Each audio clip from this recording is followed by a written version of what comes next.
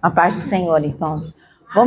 Vou orar aqui, colocando diante de Deus as nossas vidas. Senhor, obrigado pelo dia de hoje, Senhor. Nós te louvamos, te engrandecemos, por podermos estar na tua casa, Senhor. Abre o nosso entendimento, Pai, que venhamos a compreender, Senhor, a tua vontade em nossas vidas, que venhamos ter um relacionamento completamente íntegro, Senhor, e irrepreensível diante de ti, porque essa é a tua vontade para cada um de nós. Imprime em nós a tua vontade, o teu querer, para que possamos sempre florescer e sermos frutíferos na tua casa, Senhor, e onde quer que nós estivermos. Aceita o nosso louvor e a nossa gratidão em nome de Jesus. Amém. Então, nós vamos continuar aqui, né, naqueles 4 fundamentos que nós falamos. O primeiro foi a emancipação, né? O segundo foi pertencer, e agora nós vamos para o terceiro e o quarto, e vamos também entrar um pouquinho no casamento. Eu queria ressaltar aquela frase que está aqui na apostila, que fala que amar é uma decisão, e amar também é um mandamento. O Senhor mandou a gente amar. Amar não é uma emoção. As pessoas confundem muitas vezes isso, né? Quando a gente se apaixona, né? A paixão é um sentimento que não tem muito entendimento. A gente fica com os nossos sentidos e o nosso cérebro totalmente envolvido, e a gente começa a liberar muitas substâncias do prazer, endorfina, ocitocina, serotonina e por aí vai, né? E isso faz com que a gente não consiga discernir a mão direita da esquerda. Geralmente, né, esse estado de paixão demora entre 6 meses a 2 anos. Então, é por isso que muitas vezes as pessoas não conseguem entender e conseguir que amar é uma decisão. Amar não é que você olha aquilo ali e vai amar. Amar é um sentimento que você decide e vai sendo construído ao longo do relacionamento, que necessita de muitas coisas. E uma delas vem agora, é a lei do pertencer. Todos nós, como seres humanos, sempre vamos pertencer a uma família, a um grupo, a uma cultura, a um local. Essa natureza de pertencer sempre estará dentro de nós. E muitas vezes essa natureza de pertencer faz com que a gente venha pertencer a coisas que não são do Senhor.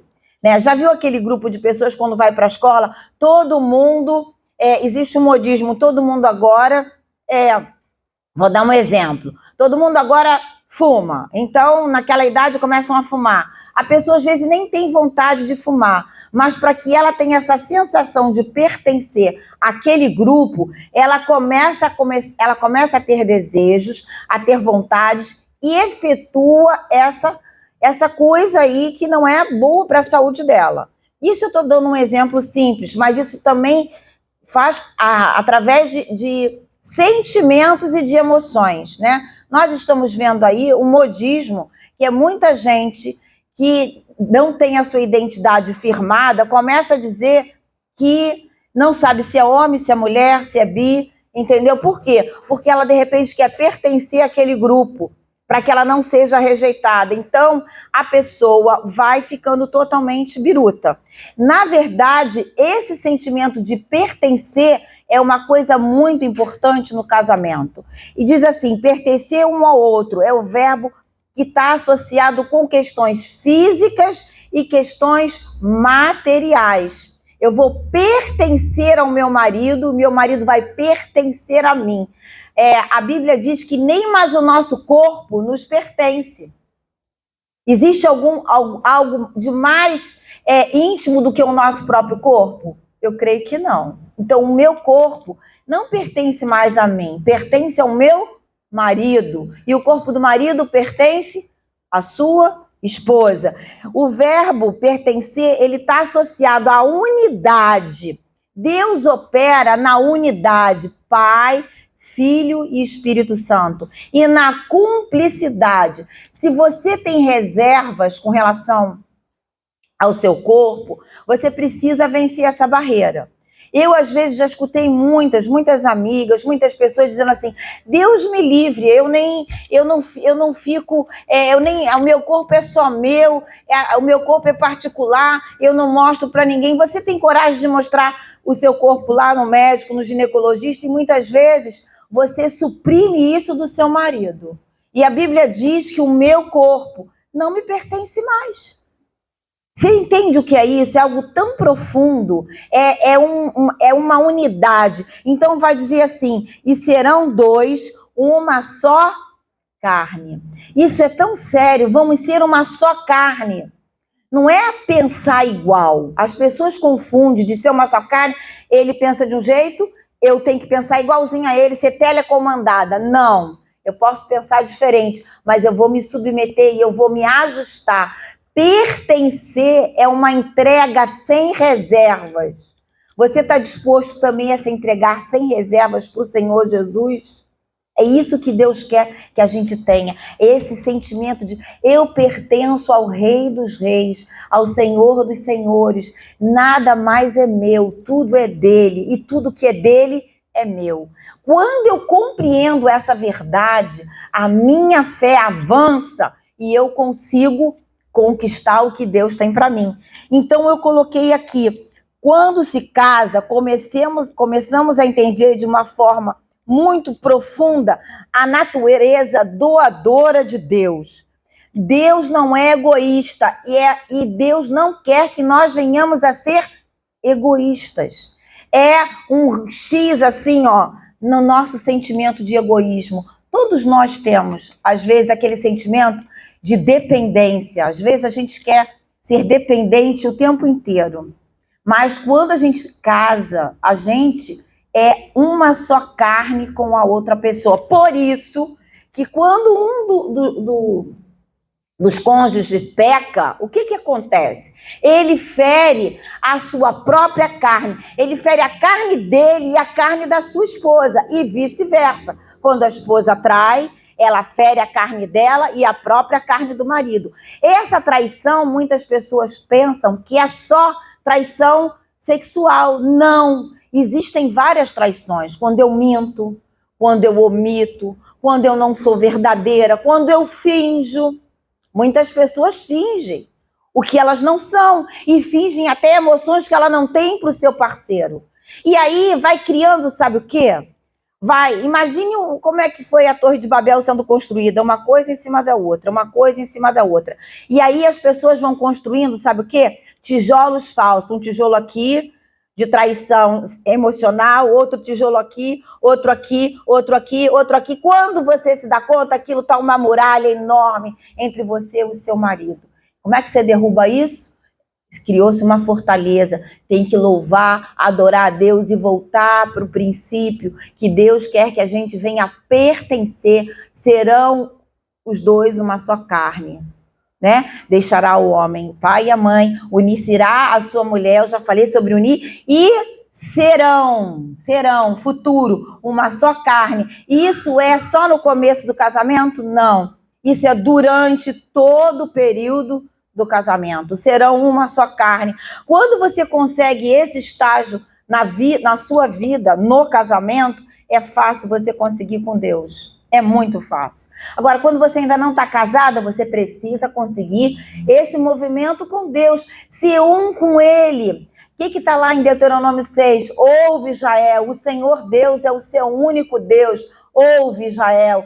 Não vai adorar ninguém, você vai adorar Deus com o seu entendimento, com o seu coração e com as suas ações. Como? Se eu não adoro com o meu entendimento, minha emoção e as minhas ações vão ser deformadas. A minha motivação vai ser corrompida. E Deus não recebe. Foi assim com o sacrifício de Abel e Caim. Tem um versículo lá que agora o Senhor está me lembrando, que é lindo demais. Você quer ter uma fé ativa? Você quer ter uma fé que responde? Lá em Hebreus 11, acho que é versículo 4, se eu não me engano, diz que Abel ofereceu um sacrifício que foi aceito pelo Senhor. E a sua fé fala até hoje, mesmo depois de morto. Que fé é essa? Que fala mesmo depois, quando ele foi embora. É uma fé ativa, é uma fé genuína, é uma fé operante. Será que quando o dia eu desaparecer daqui, eu for para a glória, a minha fé vai continuar a falar? Eu tenho um exemplo, não da minha geração, mas que viveu quase 100 anos, que foi Billy Graham. A fé dele até hoje responde a muitos pregadores. A fé que ele teve no Filho de Deus, mesmo depois de morto, ainda responde. Será que a nossa fé responde? Por isso que a gente tem que ter essa lei do pertencimento. Vamos lá ler 1 Coríntios 7, 4 e 5. Se você tem a sua Bíblia, abra. Senão eu vou abrir, eu vou ler aqui. Diz assim, 1 Coríntios 7, 4 e 5. A mulher não tem autoridade sobre o seu próprio corpo, mas sim o marido. Da mesma forma, o marido não tem autoridade sobre o seu próprio corpo, mas sim a mulher. Não se recusem um ao outro, exceto por mútuo consentimento, e durante certo tempo, para se dedicarem à oração. Depois unam-se de novo, para que Satanás não vos tente por terem domínio próprio. Olha só, está dizendo, aqui está falando de uma relação íntima, de uma relação sexual, onde os dois se tornarão uma só carne, no mundo físico. Mas essa só carne acontece no espiritual, no emocional e no físico. Se você não tem essa entrega na hora que você está fazendo amor com seu marido, você vai ter uma muralha entre você e ele. Você precisa pedir ajuda ao Senhor. O corpo não te pertence mais. Eu já atendi muitos casais que tinham problema nessa área, sabe por quê? Porque não tinham essa entrega. Mas ele faz isso, não importa, paga o preço, produz essa entrega para Deus e se entrega, porque o Senhor vai ser responsável por isso. Isso é uma lei que Deus diz lá em Gênesis, unir-se-á, só deixará, unir-se-á e serão os dois uma só carne. Né? Serão os dois uma só carne. O que significa isso? Se eu faço alguma coisa contra mim mesmo, pecando, esse pecado vai atingir a minha carne e a carne da minha esposa. E vice-versa. Se eu, como esposa, faço algo que não está no coração de Deus, eu também vou atingir a minha carne, mesmo meu esposo não sendo ainda convertido. Porque a Bíblia diz que a mulher crente santifica o marido não crente, e o homem crente santifica a mulher não crente. Muitas pessoas não têm isso na cabeça, elas acham que elas têm Deus.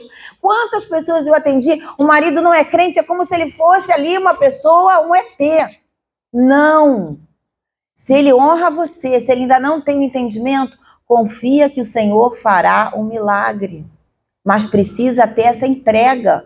Essa entrega é sem reservas. Não é dizer assim, eu estou cansada, hoje não tem festa na floresta. Amanhã não posso. E amanhã não posso. É verdade, a gente tem que falar esses assuntos na casa do Senhor. Entendeu? E quando você vai ver, vai aparecer uma que vai poder. Aí vai dizer, é o diabo que fez isso. É o diabo que colocou no caminho. Mas você abriu a porta para o diabo entrar. E não fechou a porta para o diabo não entrar. Precisamos aprender a assumir as nossas responsabilidades. O casamento, ele vai nos santificar. E ao ser santificada, eu vou ser feliz. Eu vou ser feliz. Quantas vezes assim, mas ele faz isso. Para de dizer que ele faz isso, ele faz aquilo. Não é ser retardada. É olhar para o Senhor e dizer, o meu socorro vem do Senhor. Eu vejo meu marido não fazendo mais isso. Eu creio que ele vai mudar. Quando meu marido não tinha Jesus, ele tem um caráter sempre, no começo do meu casamento, maravilhoso. Eu não tive problema no meu casamento. Faltava ele ter Jesus, como diz, faltava tudo, né? Porém, eu estava sempre, quando ele ia dormir, eu colocava lá minha mão na cabeça dele e começava a orar e declarar, Senhor, abre a mente dele para que ele possa entender a tua graça e o teu amor. E feliz. Teve essa entrega, sem reservas. Eu não me senti melhor do que ele, porque eu tinha Cristo. Muitas vezes, mulheres se sentem superiores aos seus maridos e também ao contrário, tá? Não é só também a mulher, não, o marido também, porque a pessoa ainda não tem Jesus. Irmãos, Deus ama a todos. Deus quer que todos venham ser salvos. E eu sou esse agente da salvação. Por isso, eu preciso da entrega. Então, a entrega gera confiança. né? Uma entrega absoluta sem reservas. A confiança é mais do que um sentimento. Eu queria que vocês guardassem essa frase, por favor, para que vocês possam caminhar com Cristo e terem sucesso na sua vida emocional, na sua vida psicológica, emocional e na sua vida ministerial. A entrega é mais do que isso, é um discernimento. Discernir é o que nós mais precisamos nos dias de hoje. A gente tem tanta informação, muita informação daqui, dali. Às vezes as pessoas começam a comer tanta informação e ficam confusas. O discernimento, quando você entrega para Deus a sua vida sem reservas, você vai começar a discernir aquilo que vem do céu e aquilo que não vem do céu. Tem 3 fontes: o céu, aquilo que vem do céu, aquilo que é natural, que vem do homem, e aquilo que vem do inferno. E a gente precisa discernir, não ter o extremo de achar que tudo vem do diabo, ou que tudo vem da carne, ou vem do homem. Não, coisas vêm do céu, porque tudo que acontece na terra, primeiro já aconteceu no céu. Assim como é no céu, assim é na terra. Vem do céu, vem do Senhor, vem do inferno, que é o demônio está aí, né? O príncipe das trevas está aí no mundo, e tem coisas que é natural, né? Quantas vezes eu já vi pessoas dizendo assim, está endemoniado, mas a pessoa tem um problema. A pessoa tem um problema, tem um transtorno psiquiátrico severo. É um transtorno que não é espiritual, é um transtorno que é um defeito mesmo de fabricação, digamos assim. Curável, sim, Deus pode todas as coisas. E as pessoas começam a demonizar. Se fala mais no diabo do que na glória de Deus. Cuidado com isso. Por isso que quando eu entrego, eu vou aprender a discernir aquilo que vem de Deus e aquilo que não vem de Deus. E eu vou aprender a discernir também no meu casamento.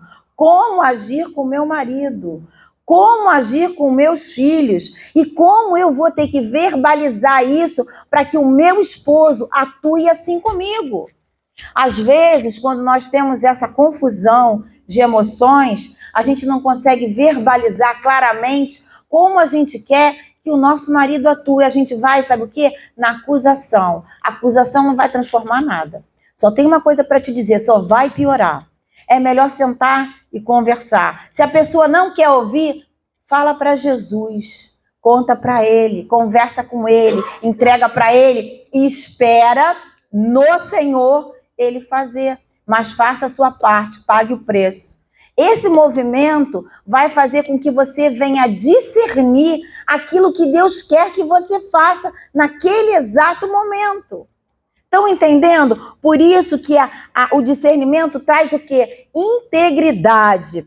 A integridade vai gerar confiança. A confiança gera intimidade. E a intimidade faz frutificar. Então, quando você é inteiro, o que é ser íntegro? É se entregar sem reservas ao seu parceiro. Aí eu já escutei assim, mas o meu parceiro é alcoólatra. Eu falei, sim. Quando você casou com ele, você sabia que ele era assim? Mais ou menos. Então, vamos orar para Deus consertar isso. Não adianta você ficar olhando para o alcoolismo dele. Vai mudar? Não. Você precisa começar a mudança em você. Você vai crer que o Senhor vai libertar ele. Mas para isso você precisa da entrega. Aí você vai discernir o que ele está fazendo, você vai discernir aonde ele está andando e você vai esperar no Senhor, porque é Deus que transforma, mas você vai ser o agente dessa transformação. Aí você vai ter integridade, vai ser inteiro, aí vai dizer assim, mas é tão difícil que ele chega em casa bêbado e quebra tudo. Sim, ele quebra tudo, você vai agir com amor e você vai orar, porque se Deus não tiver mais isso, o Senhor vai se encarregar e vai dar paz e vai apartar. Mas você precisa discernir como fazer e o que fazer e quando fazer. Isso só consegue quem tem entrega total, de corpo e alma ao Senhor. Entendeu como é que Deus vai sempre usar o casamento paralelamente para nos mostrar verdades espirituais que diz respeito à nossa própria vida com Ele? Estamos casados com Cristo ou estamos casados pela metade? Tudo que é dele é seu e tudo que é seu é dele? Essa é uma entrega. Imagina que o casamento, tudo que é dele é seu. Por exemplo, eu já escutei assim, eu vou casar com fulano, mas a gente vai casar com separação total de bens. Mal. Começou tudo mal. Sabe por quê? Já tem a confiança aí? Tem já uma desconfiança. Será que ele me quer o dinheiro ou será que ele gosta de mim? Para tudo, porque ninguém constrói debaixo desse alicerce. Lá em Salmos 11 diz assim, destruindo os fundamentos, que poderá fazer o justo? Não tem nem fundamento. Não tem nem fundamento. Se você não confia na pessoa que você está se casando, então para tudo e reveja os seus valores. Você não pode casar desconfiando, mas ele vai me deixar, eu acho que ele sai, acho que ele mente, para tudo. Começa do começo. Se ainda não casou, passa pela prova. Porque essa lei da entrega, se não acontecer no casamento, o casamento não aconteceu. Tudo que é meu é seu, tudo que é seu é meu. Não pode ser o meu carro, a minha casa, não é a nossa casa, é o nosso carro, é a nossa família, é tudo nosso, é plural. Deus é plural, Pai, Filho, Espírito Santo, sou eu e o Senhor. Deus não vai dizer para mim, epa, isso aqui é meu, isso aí é seu, se vira. Não, ele vai dizer, vem que tudo é seu, tudo é nosso. O que aconteceu lá no filho pródigo? Você não sabe que tudo que eu tenho é seu? E tudo que Deus tem é meu. Tudo que Jesus conquistou na cruz, eu tenho acesso. Por que eu não acesso? Porque será que o meu nível de entrega está pela metade? E eu vou refletir isso também no meu casamento. Eu não vou me entregar sem reservas para o meu marido. O corpo não te pertence mais. Essa novidade, essa notícia que eu tenho para te dar hoje. O corpo é do seu marido, e o corpo dele é seu. Se você não sente ainda que o corpo dele é seu, busque em Deus que o Senhor vai fazer esse milagre. Amém?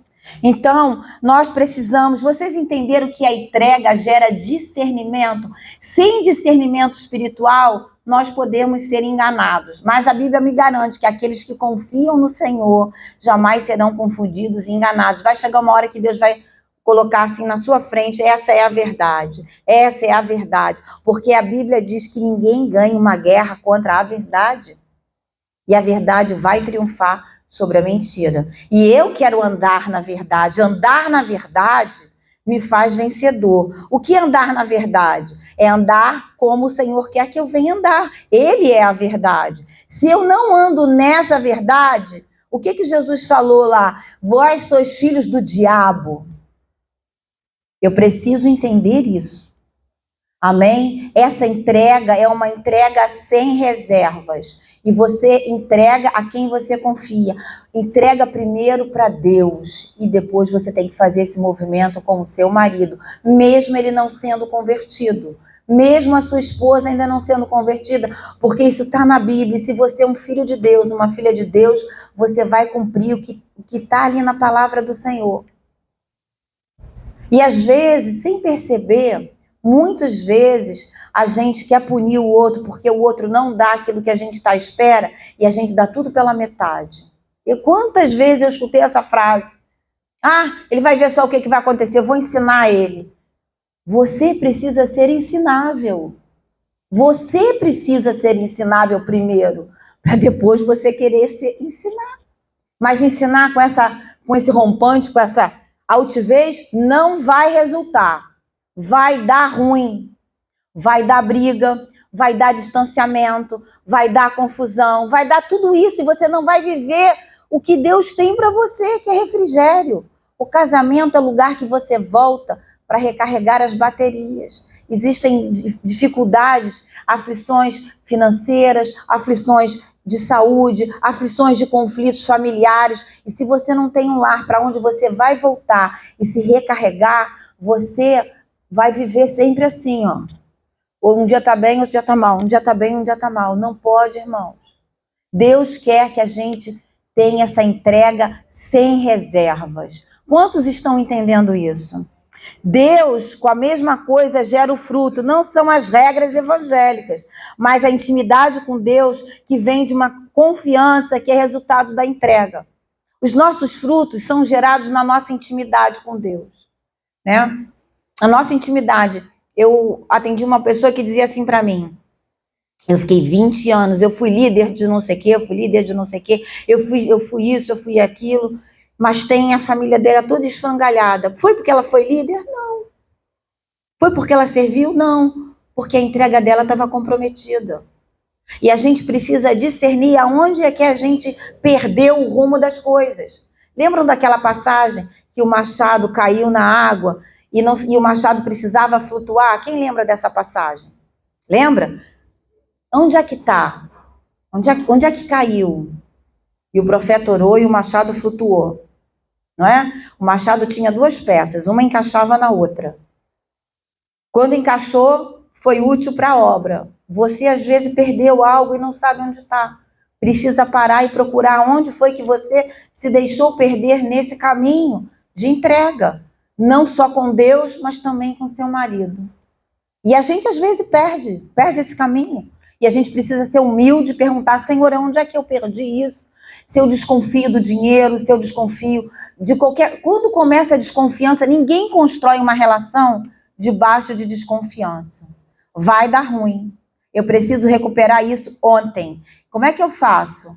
Orando, clamando, muitas vezes retrocedendo e confiando que Deus vai fazer isso em você e no outro.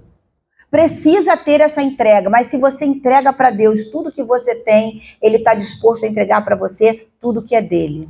Né? Cada encontro que eu tenho com o Senhor mais intimamente, Ele tira de mim alguma coisa que Ele não quer e coloca alguma coisa dele que Ele quer. Mas esse é um encontro, não é simplesmente uma visitação. Tem gente que vai lá e sai rapidinho. Vai lá e sai rapidinho. Não, é um encontro de verdade com o Rei dos Reis.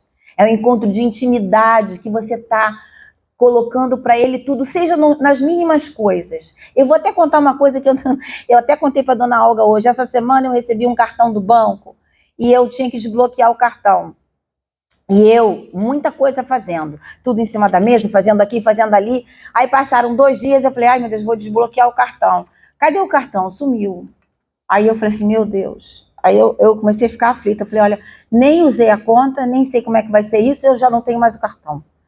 Aí o Mário, você não presta atenção. Eu falei, realmente eu preciso parar, eu estou muito agitada. Aí eu falei para Deus assim, não vou chorar, não vou ficar nervosa. Falei para minha cabeça, eu vou sentar, vou orar e vou perguntar para Deus onde está o cartão.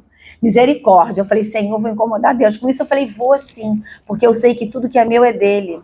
E aí eu sentei e falei assim, Senhor, me ajuda, eu não vou procurar mais. Eu já procurei nos lugares prováveis, não está em nenhum lugar.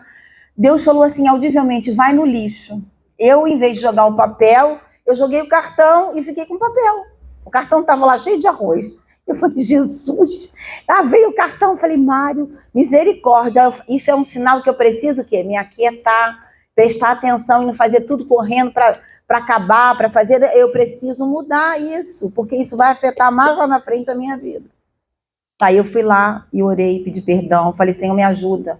Eu preciso desacelerar, me ajuda, Senhor. É assim que é a entrega. Tudo que é meu é dele e tudo que é dele é meu. Amém? João 17:10 diz assim, tudo que eu tenho é teu e tudo que tens é meu e eu tenho sido glorificado por meio deles. Jesus falou, tudo que eu tenho é meu, tudo que tu tens é meu, o que eu tenho é seu. E por isso eu sou glorificado por meio deles. Deles quem? Quem o Senhor estava trabalhando. Quando você consegue esse movimento de entrega, o nome do Senhor é glorificado e ele entra na causa. Você não precisa guerrear tanto. A guerra já está vencida. Quem luta as guerras, as nossas guerras, é o Deus de Israel. Não foi assim todo o tempo? Deus sempre trabalhava com o mínimo e o povo de Deus vencia. O problema não é o inimigo, o problema é a ausência da entrega, a ausência do correlacionamento com Deus. Toda vez que o povo pecava, Deus permitia que o inimigo prevalecia. Aí o povo se voltava para Deus, da onde vinha o socorro, o povo se consertava e Deus enviava o socorro e o povo era vitorioso. E assim é com a gente, a mesma coisa. Se eu estou tendo algumas derrotas, entre aspas, é Deus me ensinando que eu preciso olhar para os montes de onde vem o socorro, que vem do Senhor que fez os céus e a terra. E preciso me submeter à correção de Deus, ao mover de Deus, para que eu possa avançar, Ele possa trazer a vitória para a minha vida. Amém? A palavra confiar, eu já falei isso da outra vez, significa ser fiel com. Quando você é fiel, você acredita que os outros também são fiéis. Já viu aquela pessoa que desconfia de tudo e de todos? Já conhece alguém assim? Eu conheço. Desconfia de tudo e de todos? Porque ela também poderia ser assim. A gente muitas vezes a gente faz modelagem, a gente olha aquilo e pensa que aquilo que aconteceu com o outro também vai acontecer comigo. Essa semana mesmo, eu estive num consultório e uma moça começou a desabafar comigo. Do nada, ela disse que ela tinha medo de ter Alzheimer, igual a tia dela. Eu falei, mas de onde você tirou essa informação? Você tem algum sinal? Não. Então, por que você está acreditando que você também vai ficar assim? Porque ela está vivendo naquele ambiente que ela não tem Jesus, está vivendo naquele ambiente que tem essa falta de memória e está vendo como é que é as pessoas que estão em volta. E ela acha que aquilo vai acontecer com ela. Olha, que coisa triste. E pensa que isso também não acontece com a gente? Acontece. Se a gente desconfia de tudo e de todos, a gente não consegue, a gente vai desconfiar de Deus. Para com isso. Não é ser bonzinho, é ser íntegro, confiante e entregando. Quando eu entrego, eu tenho o quê? Vamos falar?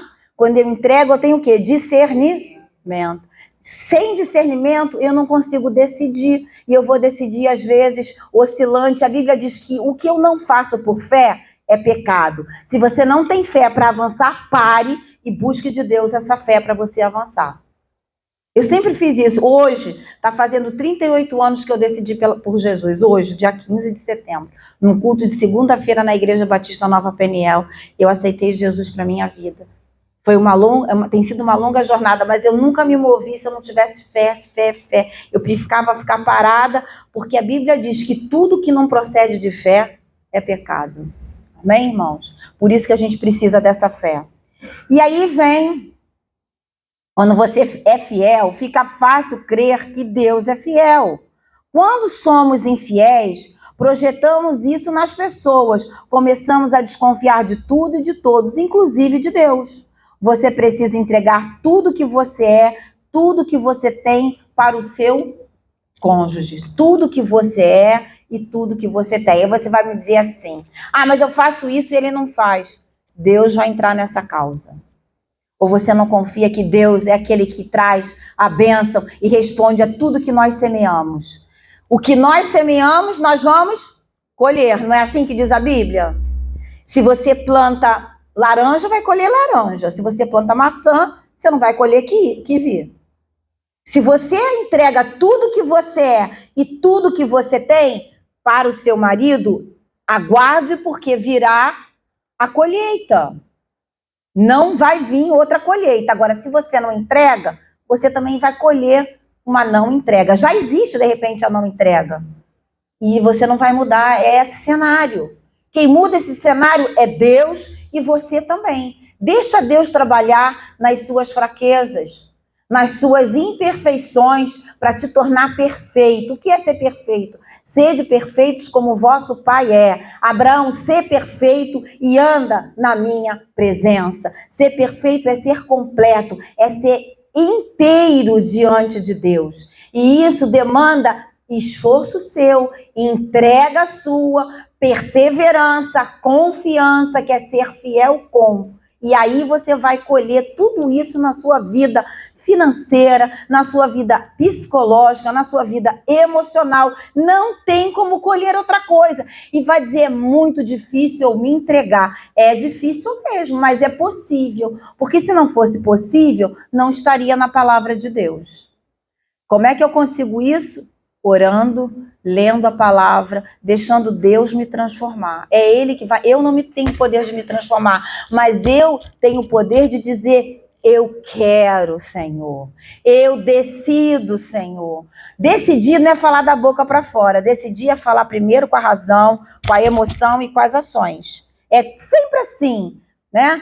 É com o nosso entendimento, com nossas emoções e com as nossas ações. Se fica só no entendimento e você não age, não tem entrega, tá pela metade. Tem que agir aqui, aqui e aqui, no entendimento, no coração e nas suas ações. O homem e a sua mulher viviam nus e não se envergonhavam, né? O último fundamento. Deixará o homem, o pai e a mãe, unir-se-á a sua mulher, serão dois uma só carne, e viviam nus e não se envergonhavam. O que é viver nu? Não é só sem roupa, não.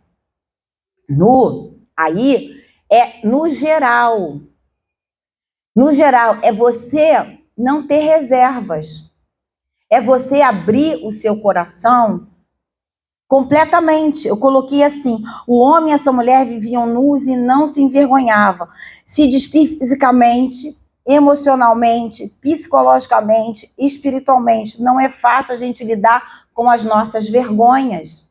Quantas vergonhas às vezes a gente tem de nós mesmos, de coisas que aconteceram no passado, de coisas que nós fizemos até antes da gente começar uma nova caminhada com Cristo, de coisas que a gente pensa, né? Outro dia eu escutei um testemunho pequenininho de um pastor, eu não sei o nome dele, agora não me acordo, mas eu achei lindo o que ele falou. Eu falei, tá aí, esse entendeu o que é ser nu diante de Deus e da sua esposa. Ele chegou para a esposa e falou assim: olha, eu preciso que você ore por mim, porque lá na igreja eu estava ministrando e tinha uma irmã sentada com a roupa que a gente via de Gênesis e Apocalipse. E quando eu olhei para aquilo, eu tive desejo. E eu quero que essa imagem saia da minha cabeça. Isso é lidar com a nudez. Isso é lidar com a entrega. Isso é lidar com o pertencimento. O que ela vai pensar de mim? Ela vai ter que pensar o melhor, porque ele está falando o que ele sente. E quantas vezes nós não dizemos para ninguém o que nós sentimos, ou que nós estamos com medo, ou das nossas vergonhas, ou das nossas incapacidades, porque a gente guarda. Sabe como é que é isso? Ó, é aquilo que eu tapo a minha boca e eu não falo. Tem um ditado aí no mundo da psicologia que diz que quando a boca cala, o nosso corpo fala. O que é o nosso corpo falar? Eu tenho dor aqui, eu tenho dor ali, eu tenho enxaqueca crônica, eu tenho pressão altíssima, eu vivo sempre enferma, porque muitas vezes calamos as nossas emoções.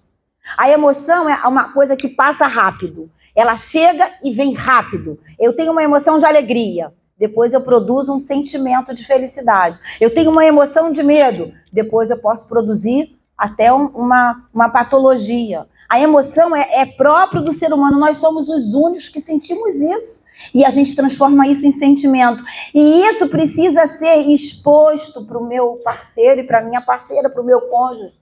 E para Deus também, que Ele é o meu parceiro fiel. Quantas vezes eu não tenho essa lei da nudez na vida com Deus? Eu não digo para Deus o que eu estou sentindo, eu não me examino, eu vou acumulando um lixo aqui, outro lixo ali, outro lixo ali. Quando eu vou perceber, o meu poço está entulhado de lixo. Como é? Dá um trabalho para tirar o lixo depois. Aí você vai conversar com a pessoa, você vai puxar o fio da meada, aí você vê que tem que tirar um lixo aqui, não dá para tirar tudo de uma vez. Não dá, nem a pessoa aguenta, você tem que tirar aos poucos. Por isso que essa lei da nudez fala do nosso coração totalmente rendido a Deus, rendido ao meu marido, rendido à minha esposa. Eu tenho muita facilidade de falar, o Mário já é mais calado. Então, quando eu casei com ele, eu tinha que estar, picando ele assim, isso assim, assim, ele, mas eu não vou falar disso. Eu falei, vai. Bota, senta aí na cadeira do pensamento e vamos conversar sobre isso. Eu quero saber, para poder entender como é que eu vou lidar com a situação. Isso, sabe o que a gente chama isso? Que todos nós temos essa capacidade? Inteligência emocional. Deus dá pra gente. Quando eu tenho a lei da nudez. A lei da nudez é a rasgar o meu coração e discernir a mim mesma em primeiro lugar. Já viu aquelas pessoas que querem discernir todo mundo, mas elas não querem ser discernidas? Nem ela consegue discernir ela mesma. Mal, vai muito mal. Se você não consegue discernir a si mesmo, eu tenho uma notícia para te dar. Você vai começar a entulhar os seus poços. Quando você olhar, por isso que certas coisas ficam retidas, porque você entulhou o seu poço e você não consegue arrancar tudo de uma vez. Tem que arrancar aos pouquinhos, ó, e Deus vai lá e arranca. Por isso que essa lei da nudez também diz do físico. Eu não posso ter reservas com o meu corpo, né? Quando eu conheci ele pela internet, a primeira coisa que eu falei para ele, falei assim, olha, você sabe que eu tenho psoríase? Não sei se vocês sabem o que é psoríase. A minha tá curada, tá remida, já há 20 anos. Mas quando eu conheci ele, meus 2 joelhos eram assim, uma ferida que quase que eu tive que fazer quimioterapia. A psoríase estava invadindo o osso, entendeu? Uma doença autoimune. E tinha meus cotovelos também assim. Eu falei, olha, você vai casar com uma mulher que tem uma coisa, olha lá meu joelho, olha lá meu joelho. Ai, não quero saber disso. Eu falei, ainda bem, ainda bem. Mas essa é a lei da nudez. Isso não é só do joelho, é de tudo. É do seio, é da barriga, é de tudo. Você é quem você é que é. Você tem que primeiro se amar. Você não pode começar a colocar... Quantas vezes eu atendi pessoas, eu assim, mas eu tenho que emagrecer. Eu tinha uma chefe que ela dizia assim, eu tenho que fazer... Eu sou a favor do emagrecimento e da ginástica, não sou contra nada disso. Mas quando isso fica doentio, fica aquele pensamento obstinado, cuidado.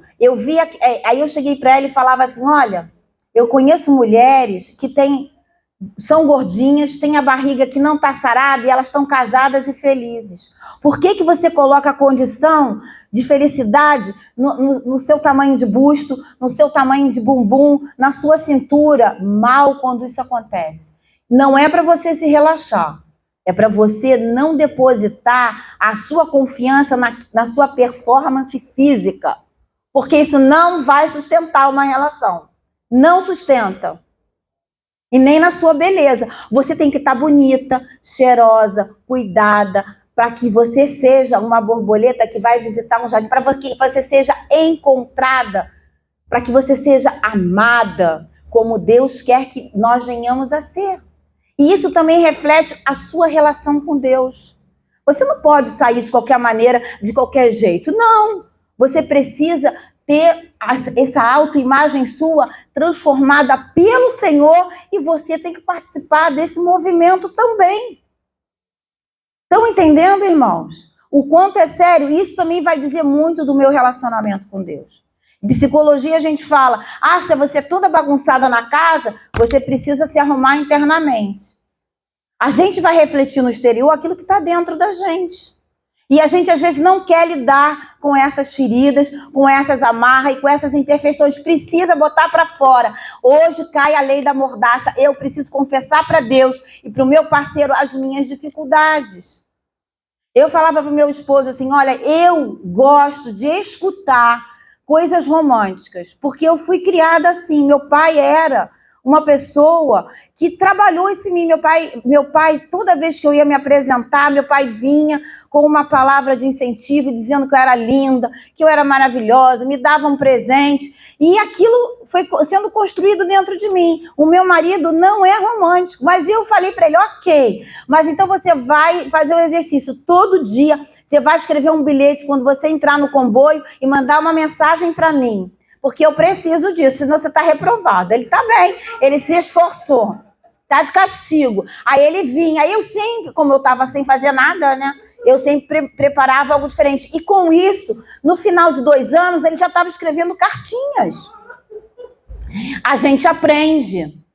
E aquilo foi bom para mim e foi bom para ele.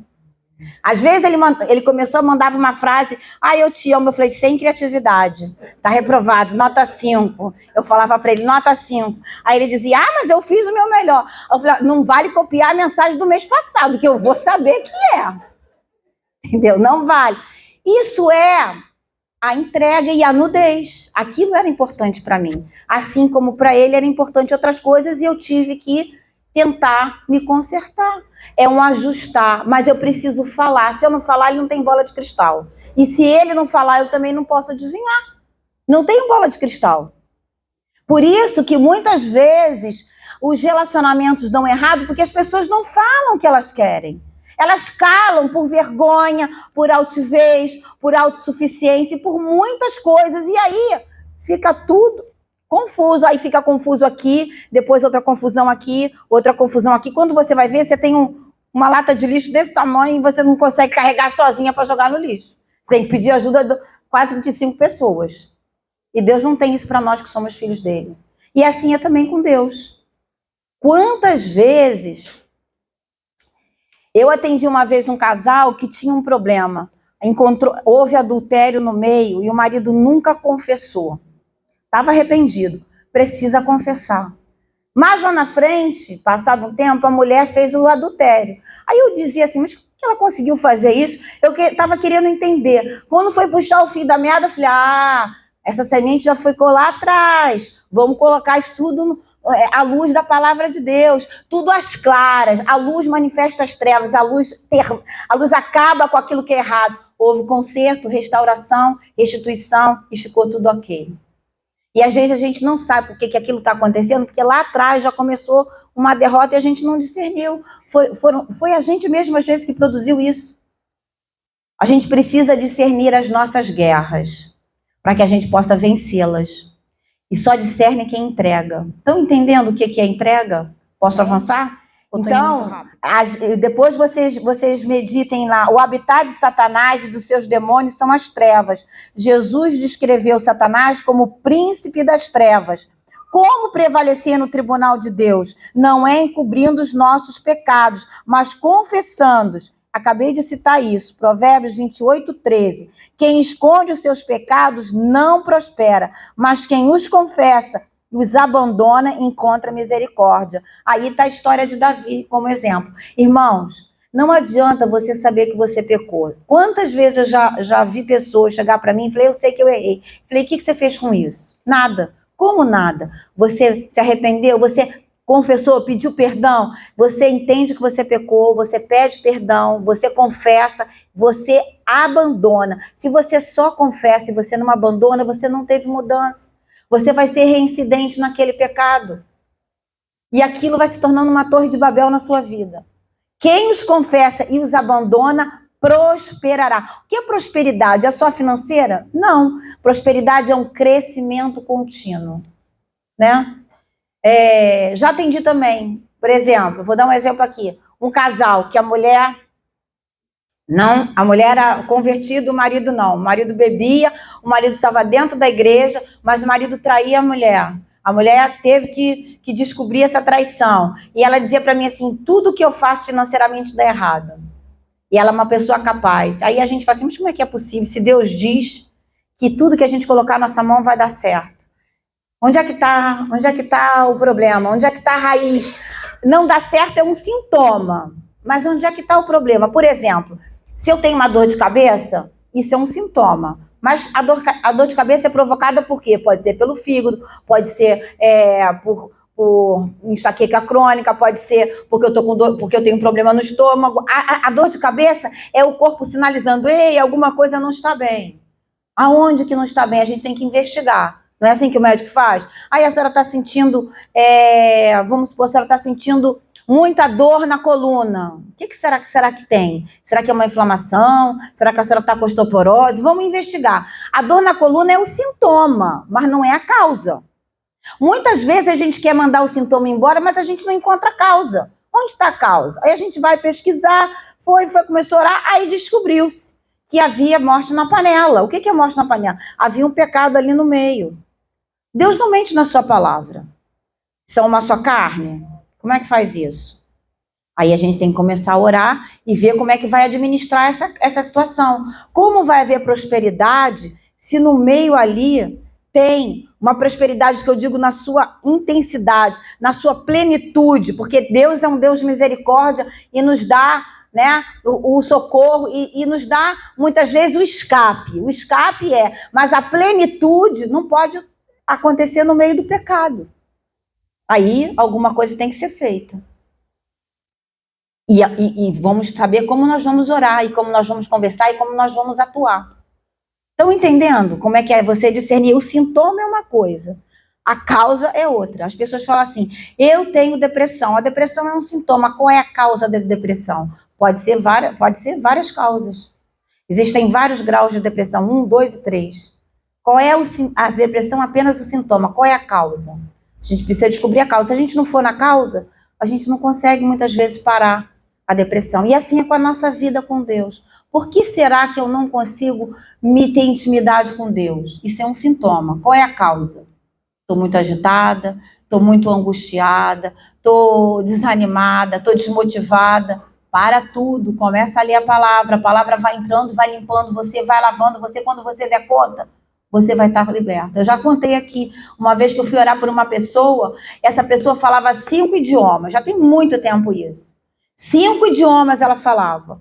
Tudo que eu falava para ela entendia tudo errado. A mente dela estava totalmente... Eu não sei o que tinha ali. Era uma fortaleza, era um inimigo, era tudo. Eu falava para ela uma coisa, eu explicava uma coisa básica, como se eu dissesse assim, 2 mais 2 é 4. Ela entendia 4 o quê? Ela falava assim para mim. E aí eu ia todo dia, quando eu saía do trabalho, eu passava na casa dela, que era pertinho, e orava por ela. Um dia eu cheguei e falei assim, olha, ô Lília, você se humilha diante de Deus. Ela conhecia essa linguagem. Você coloca a cara no pó, que vai dar tudo certo. Eu falei essa frase para ela. Quando eu cheguei no dia seguinte, ela falou para mim assim, cheirei pó de café o dia inteiro e não aconteceu nada. Eu falei, o quê? Pensei que era piada. Ela entendeu que ela tinha que cheirar pó de café, para você ver como estava a mente. Eu falei, Senhor, como é que eu faço? Eu orava, eu expulsava, eu repreendia. Aí eu falei assim, eu já sei, você vai copiar 5 salmos por dia. Copia. Ela começou a copiar. No final de uma semana ou 2, ela estava totalmente diferente. Não foi nem oração. Acho que ao copiar, ela se concentrava naquilo, aquilo foi entrando dentro dela, foi lavando ela, foi limpando ela, e ela conseguiu depois entender e ouvir e saiu daquele estado que ela estava, que nem levantava da cama. E é assim que Deus faz, a gente tem que parar tudo e correr para a palavra. Não é só sinais miraculosos, não. É a palavra que nos lava, amém? Lava a nossa mente, a nossa emoção e a nossa ação. E aí nós encerramos e vamos entrar nesse pedacinho de família. E na próxima aula, nós vamos falar o papel de cada pessoa numa família. O papel da mãe, o papel do pai e o papel do casamento. Porque o casamento é uma pessoa jurídica. O casamento também é uma pessoa. O matrimônio é uma pessoa. Tá? Toda tragédia, eu coloquei assim, toda tragédia social tem as suas raízes no mau funcionamento da nossa família. Seja o mau funcionamento por causa do pecado, seja o mau funcionamento pela inversão de papéis, o mau funcionamento porque a gente tem famílias fragmentadas, famílias disfuncionais. E isso daí faz com que a sociedade fique uma sociedade partida. E a gente tem visto isso, quem trabalha em escola, né? Eu já saí desse mercado tem 20 anos. Mesmo na época que eu trabalhava, eu via como isso era real. Hoje, a proporção está muito maior, né? É pais que aceitam o erro, deixam os filhos governarem a casa, não protegem demais os filhos são pessoas inoperantes. A gente vê pessoas de 40 anos que não amadureceram, porque são frutos de uma família disfuncional, onde o papel do casamento não exerce o seu papel, onde a mãe não exerce o seu papel, o pai não exerce o seu papel e fica tudo confuso e misturado, e a identidade dos filhos e da criança fica comprometida. E uma das primeiras coisas que Deus trabalha na nossa vida é a nossa identidade nele. Né? E eu coloquei aqui, falar sobre família envolve o conceito de amor. O que seria o amor? O amor não é essa paixão que a gente tem sexual. O amor, ele envolve 2 palavrinhas, afeto e limites. Um amor sem limites vira libertinagem. Um amor sem afeto vira o quê? Uma coisa endurecida. Vira o quê? Religiosidade. Eu coloquei assim, afeição e limites, eles andam de mãos dadas, eles precisam ser equilibrados, né? Hoje a gente vê muitas igrejas falando, é o amor, Jesus amou, é o amor, mas onde está a justiça de Deus, a correção de Deus e o juízo de Deus? Deus estabelece limites.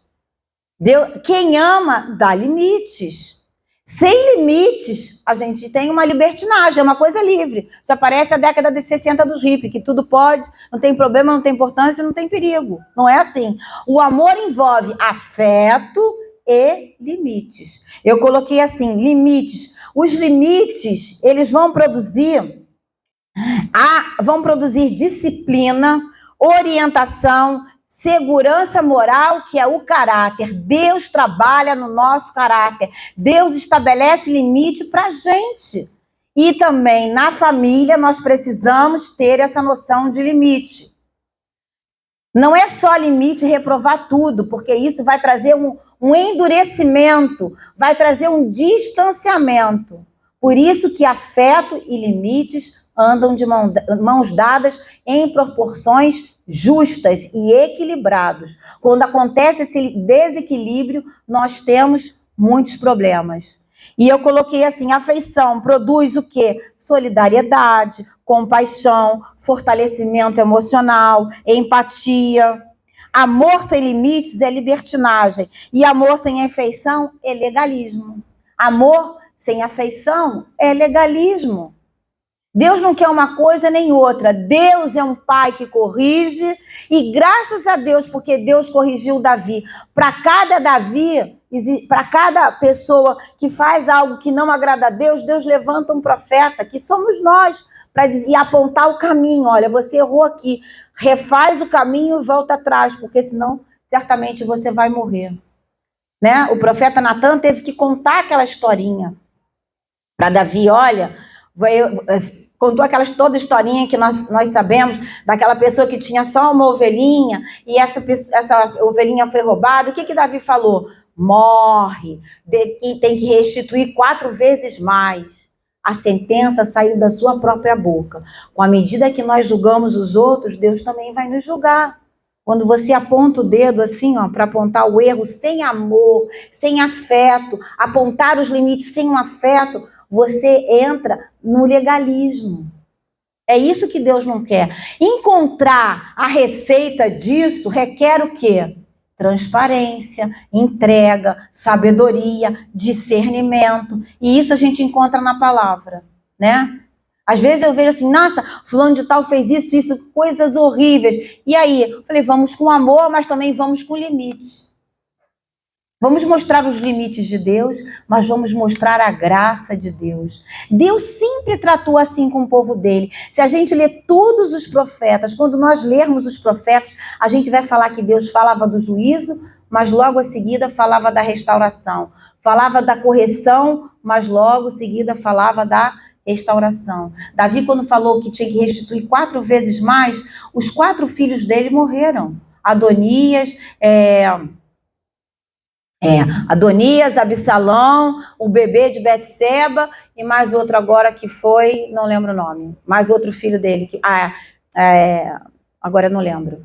Foram 4 filhos que morreram e a Tamar, que foi violada pelo próprio irmão por Aminon, 4 filhos dele morreram. O que aconteceu? Foi exatamente o que ele fez com Betseba. Ele arrancou ela da casa. A gente vê nas novelas aquela coisa de romance, não teve isso não. Ele arrancou ela da casa dela e levou para o palácio. Irmãos, a gente precisa entender que Deus perdoou o pecado de Davi, mas a consequência do pecado foi geracional. O nosso pecado tem consequência geracional. Aquilo que a gente faz dentro do casamento vai refletir na próxima geração, que é a geração dos nossos filhos e os filhos dos nossos filhos. Por isso, nós que temos ao Senhor, precisamos entrar na entrega, no discernimento para gerarmos uma geração abençoada e bendita do Senhor. Estão entendendo isso? Então eu coloquei assim, a função do pai, a função da mãe e do relacionamento conjugal. O casamento é uma pessoa plural, jurídica, que tem consciência, propósito e identidade. Para recebermos restauração, temos que interagir com as funções do casamento. E eu coloquei que Deus é pai de órfãos e juiz de viúva. Deus no seu santo lugar. Deus faz que o solitário viva em família e liberta aqueles que estão presos em grilhões, mas os rebeldes habitam em terra seca. Deus faz que o rebelde habite para sempre em terra seca. O que é terra seca? A gente esteve ontem aqui, florescendo no deserto. O deserto é lugar de permanência? Não, é lugar de passagem. E a gente floresce no deserto? Sim, mas habitar numa terra seca, esse habitar aí é para sempre, é o tempo inteiro enquanto você está aqui na terra. Deus não tem isso para os seus filhos. Por isso que a gente tem que entregar as nossas dificuldades, as nossas rebeliões internas na mão do grande eu sou. Para que a gente seja tudo aquilo que ele disse que a gente é. A gente é o sal, a gente é a luz, a gente é filho amado, a gente é mais do que vencedor. Tudo isso é acessível através da cruz. Mas para isso eu tenho que ter duas coisas. Eu preciso de entrega e humildade, de reconhecer que eu dependo dele, que tudo é para ele, tudo é para ele e tudo é por ele. Sem ele, nada eu posso fazer. É nada. Quando diz é nada, né? Tem uma máxima aí que diz que Deus vai usar aquela pessoa quando ela aprender que ela não é nada, porque do nada Deus faz existir aquilo que não existe. Então eu preciso aprender que eu não sou nada. Nada que eu digo é me esvaziar totalmente da minha natureza e deixar Deus dominar a minha natureza. Isso é andar no Espírito. Isso é prevalecer, isso é andar sobre as águas. Isso é prevalecer nas adversidades, é governar as minhas adversidades. É isso que Deus tem pra gente. E se isso acontece no nosso casamento, isso vai acontecer com o meu relacionamento com Deus. E se eu tenho um relacionamento com Deus que não tem isso, isso vai refletir no meu casamento. E por isso que Deus quer restaurar o nosso casamento com Ele e o nosso casamento terreno com o nosso marido. Amém? Para que a gente seja aquela palmeira fincada, que venha o que vier, venha o que passar, eu permaneço até que Ele venha. Amém? Quantos creem nisso? Eu creio. Então, nós vamos encerrar e vamos levantar para orar. Na próxima aula, não falte, são 9 itens que nós vamos estudar aqui. Nós vamos estudar sobre o papel do pai, o papel da mãe e o papel do casamento. E por que muitas vezes a gente tem filhos disfuncionais, porque não estamos exercendo, às vezes, o nosso papel como Deus colocou na palavra dele. E aí a gente quer muito milagre, mas a gente não faz parte desse milagre, porque a gente não se move como Deus quer que a gente venha se mover. Simples assim, a começar em mim. Quebra corações, para que sejamos um como tu é em nós. Tem um louvor que fala isso. A começar em mim, quebra corações, para que sejamos um como tu é em nós. Aí a gente tem o quê? Eu quero que vocês saiam com isso. A entrega produz o quê? Discernimento. Vamos repetir? A entrega produz discernimento. Precisamos de discernimento para tudo, mas é um dom do Espírito Santo que mais precisamos para os dias de hoje. Mais precisamos é discernimento, discernir as emoções, os sentimentos, as situações, os sintomas, para que a causa seja arrancada em nome de Jesus. E Deus edifique aquilo que pertence a Ele, porque eu já falei que Deus não edifica nada sobre o lixo e nenhum fundamento rachado. O altar é reparado, foi isso que Elias fez, reparar o altar de Israel. Aí Deus mandou fogo do céu. Toda vez que o altar era reparado, toda vez que o altar era erguido, Deus enviava o poder dele. E hoje nós somos esse altar, que precisa ser continuamente reparado, para que Deus continuamente coloque o fogo dele sobre a nossa vida, amém? Principalmente nos dias de hoje, amém? Vamos ficar de pé e vamos agradecer ao Senhor, que eu aprenda a emancipação, que eu aprenda o pertencimento, que eu aprenda a lei da nudez, que eu aprenda a lei do esforço. Todos esses pilares precisam estar na minha vida com Deus e na minha vida com o meu marido. Amém? Se eu não tenho um deles, eu preciso buscar. Se eu não confio, se eu não pertenço, eu preciso pertencer. Se eu quero andar na minha individualidade, eu preciso renunciar. A cruz é isso, renúncia. Amém? Para que você desfrute de Deus tudo aquilo que Ele tem para você. Tudo que Ele tem, tudo que Jesus conquistou na cruz é direito nosso, é a nossa herança. O Pai deixou uma herança para todos nós. Tem gente que abre mão da herança. Herança é uma coisa que a gente não fez nada para ter. Ela vem para nós por herança.